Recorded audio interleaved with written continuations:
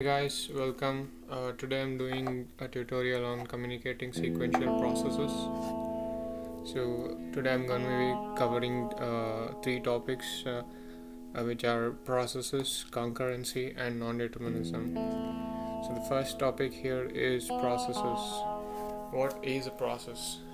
A process is a behavior pattern of an object with limited set of events selected as its alphabets. So, a process is basically made up of events and alphabets. What are events and alphabets? Events are made up of alphabets, and events are nothing but the functions or actions executed inside a process. Symbolic notations of events, alphabets, and processes. Each of them have different symbolic notations. So the events are denoted in lowercase letters, and the processes are denoted in uppercase letters. And the alphabet of a process P is denoted as alpha of P. So, for example, here we have a vending machine, which is a process, and the alphabets of that process are coin and chocolate. Prefix X be an event and let P be a process, then uh, X then P is denoted as follows. For example, first example, we consider a simple vending machine which consumes one coin before breaking. So we have an event coin and we have a process of stop VMS. So after a customer inserts a coin, the vending machine stops, or it breaks, stops working. In the second example, we have a simple vending machine that successfully serves two customers before breaking. So we have a event coin here, and the right side of the coin event is a process.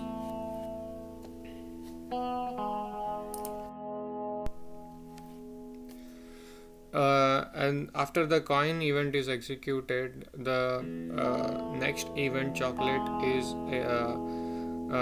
will be executed, and the right side of that is another process. So basically, the left hand side denotes the events, and the right hand side denotes the process.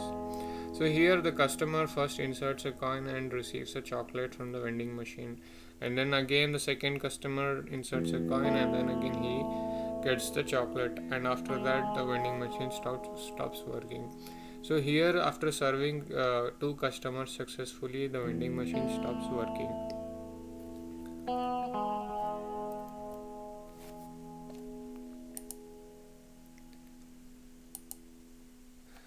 Recursion.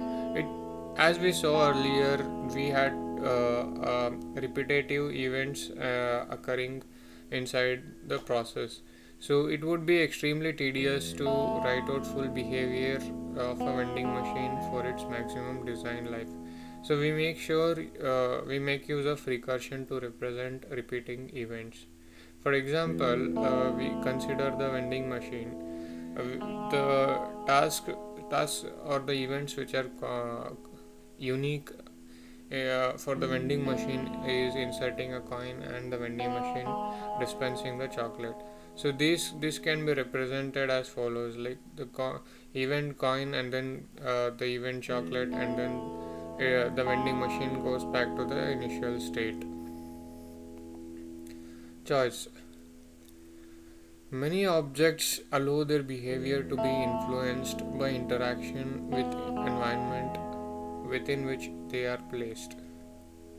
So if X and Y are distinct events, then X then P choice, Y then Q describes an object which initially engages in either of the events X or Y.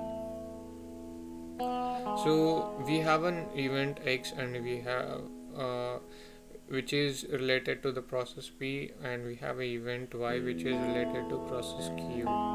So these two are separate events, and it, uh, it, so either one of the events are will be executed from either P or Q process. So we have a choice between two events or between two processes.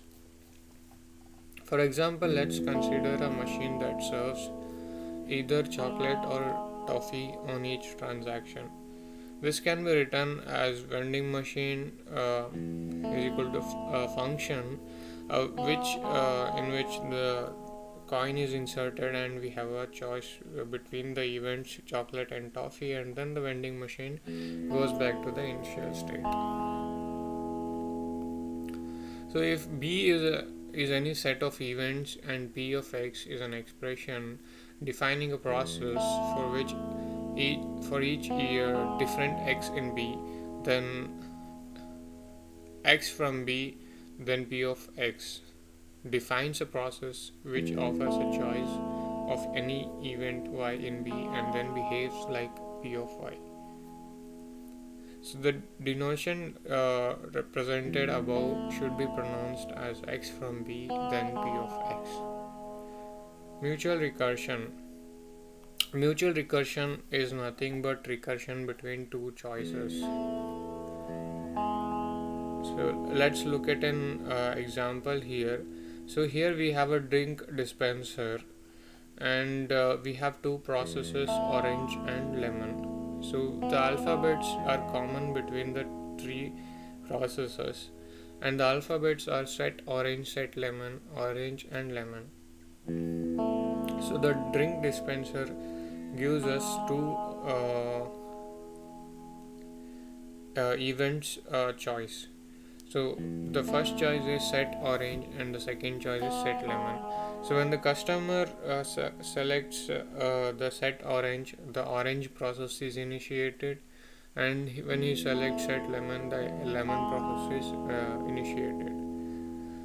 So when either of them is selected, either the orange or the lemon process, we have set of event choices between the events in the processes orange or lemon. So in case of orange, the customer can select orange and he gets the drink, and then the state goes back to the process goes back to the initial state, and then he has the second choice of event set lemon, where he can change the process from orange to lemon, so that he will be able to select lemon in after that. And then he has another option set orange, which doesn't change the state of the process. Similarly for lemon, he has again three options: lemon, which dispenses a lemon drink, and then it goes back to a lemon process, and then the other two options are set orange and set lemon. Pictures.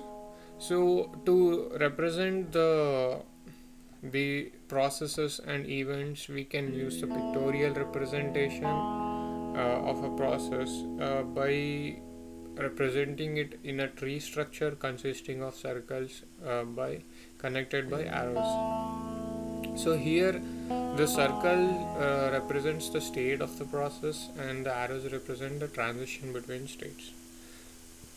So for example, here we have three scenarios.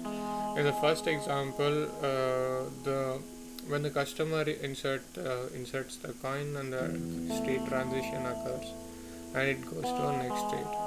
So the second example shows sequence of events of the vending machine serving two customers successfully. And the third example represents the complicated vending machine, which offers the customer two choices of chocolate and toffee. Picture cannot represent infinite number of states. it's very hard to draw each and every event using pictorial representation. So we use of recursion to represent the uh, as shown in the figure in the example.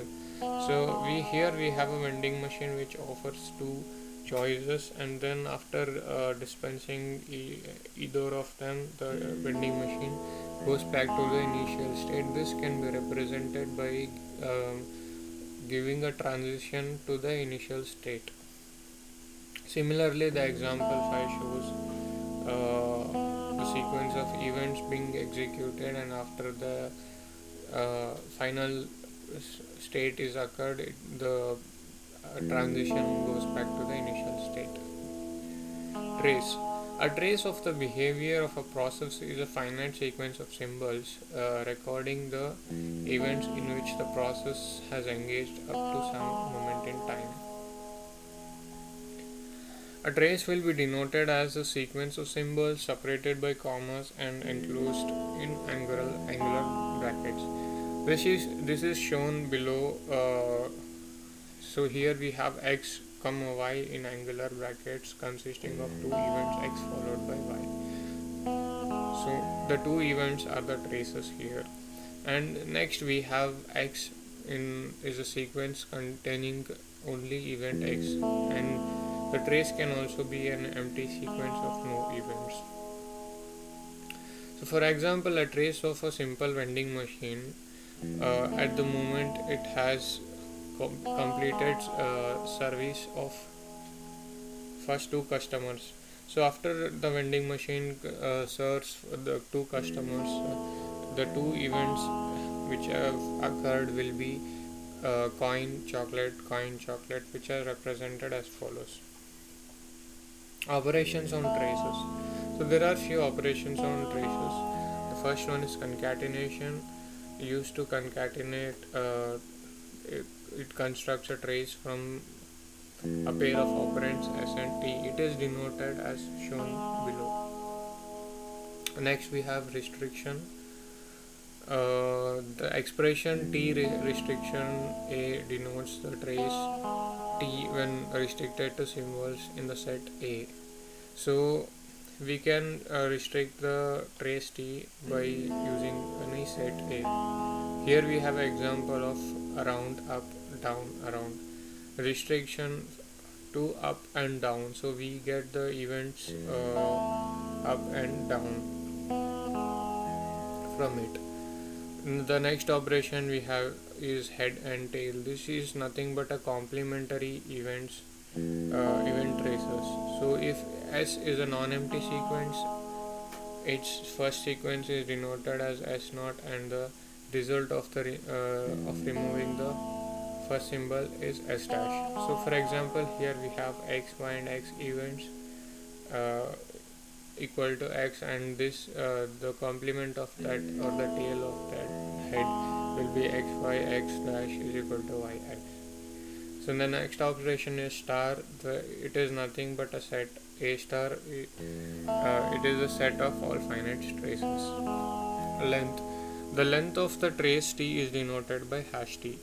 So the number of events in the trace is given by the length. For example, hash x will be giving the length 3, and empty trace sequence will be giving a length of 0.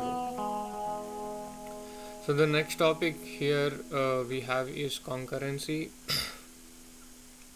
When two processes are brought together to evolve concurrently, the usual intention is that they will interact each other. So when the two processes P and Q are the processes with same alphabets. So the process P contains the same alphabets as of process Q, then it is represented as P concurrent Q. Denotes the process which behaves like the system composed of processes P and Q interacting in lockstep synchronization. So this is nothing but the process P and Q will be interacting with each other concurrently. So for example, let's consider a scenario where of the vending machine which gives the customer two options. It either dispenses toffee or dispenses chocolate. So let's say that we have a greedy customer who doesn't want to pay for the uh, toffee or chocolate. So he only wants the vending machine to dispense the chocolate or the toffee. So in this scenario, uh, he either has choice of getting toffee or chocolate, or he has to insert coin and get the chocolate. But the vending machine from the first scenario does not dispense the item before without the customer inserting the coin. So in this scenario, he has to insert the coin, but when the customer inserts the coin, he will not want to get the item later on. So this is represented as greedy customer uh, concurrently interacting with uh, vending machine, and this is represented as a function of x coin and the sequence of events coin chocolate and the process going back to the same state. So the next we have here is pictures for concurrency representation. A process P with alphabet A, B, C is pictured in the box labeled P, from which emerge a number of lines. So in the figure 2.1 we see that a process P is represented in a box and there are three lines coming out of it, which are A, B and C, and we have another process Q which have three more lines B, D and C.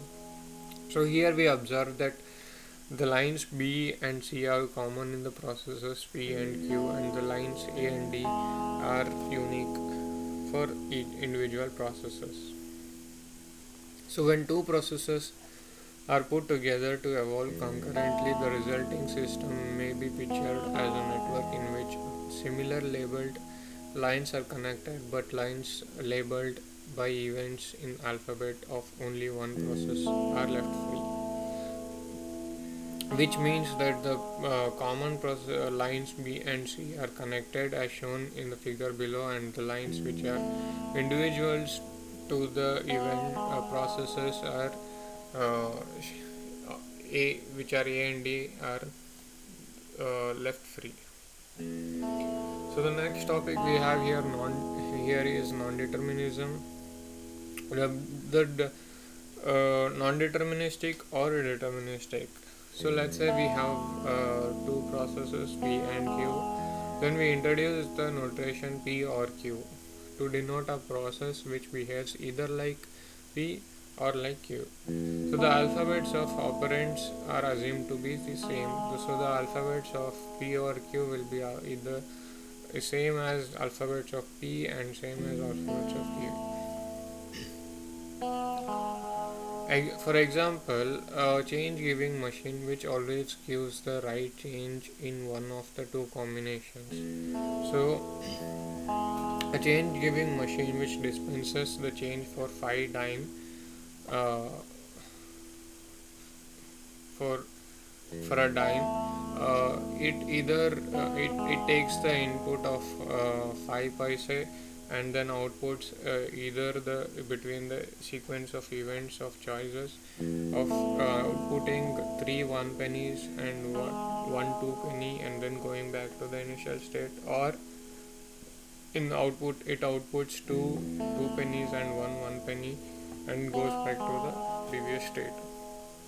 So here the customer has no way of knowing whether the vending machine is going to output the first sequence of events or the second sequence of events.